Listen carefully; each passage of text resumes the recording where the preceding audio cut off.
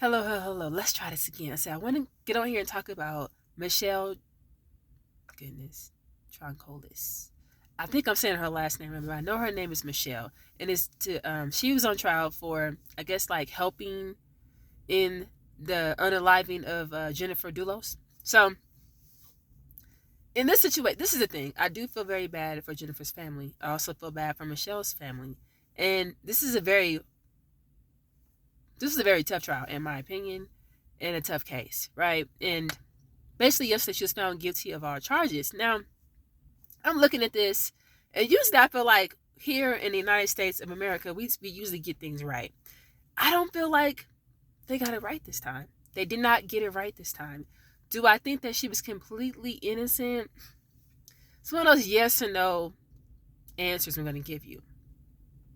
Now, could I kind of see them getting her and tampering with evidence? Okay.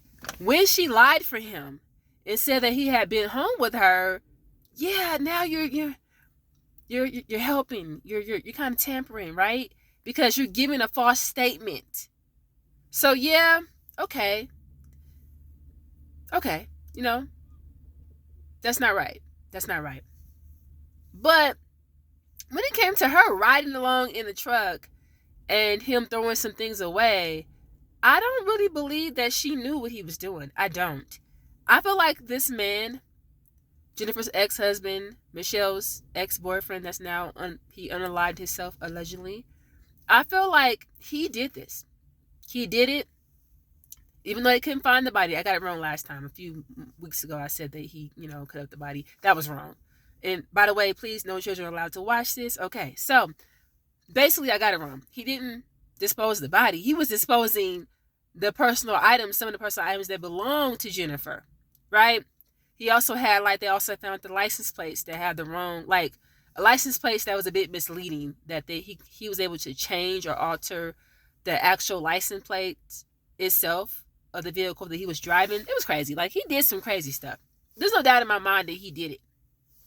The doubt in my mind is that she was aware of what he had done and that she was helping him. I don't 100% agree that she was aware and that she was helping him. And for that reason, I don't think she should have been guilty of all the charges they got her on. This is my first time ever seeing a dead man being tried, right? I feel like this dead man was on trial. And he was on trial through Michele. Now, that I didn't like that. I did not like that at all. And I feel like I understand people want justice. We want justice. But sometimes I feel like we're not really getting the justice that we're seeking. We're looking for justice. The thing is, this man, he did it. I believe he did it. I'm going to say he did it. Body was not found, but we found things that point to her not being with us any longer. Okay? So basically, this man did it. They couldn't punish him. They could not punish him because he chose to take his life, chose to punish his own self. And the best way to get the closest thing they can get as far as getting punishment or feeling like justice has been served was to get her. And they got her. And on that note, I don't agree with this at all. This, to me, was a serious social media thing. Like when you see a lot of social media and it makes you feel a certain way. It's almost like social media pulled at the strings of our heart. That's what I feel like it was. Like, social media definitely helped this woman, talking about Michele, lose her freedom. Now, I can't say she's completely innocent. I also don't think she's completely guilty. I think she's more innocent than guilty, and therefore I would not have found her guilty on all accounts. I just don't see how they did this. I just don't see it. I don't. At this point, I feel like they got it wrong. They got it wrong. Now, in some cases, social media helps people.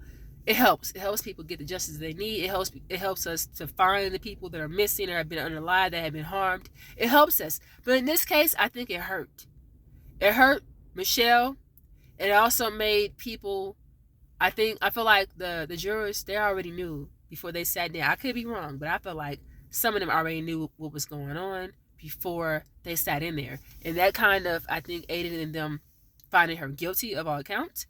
And I think that their emotions were in this bigger or deeper than what I think it was how it's supposed to be. Yeah, you're supposed to care and have concern for the one that's been victimized, but you also supposed to look at it as well in a logical thinking mindset. And I don't think they did that.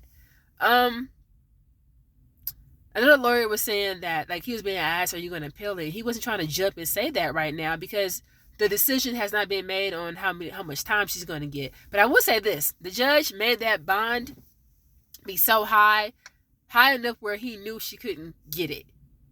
And a lot of times in cases, if the judge feels as though a person is a danger or a threat to society, they will make the bond be extremely high. And in this case, that's what they did.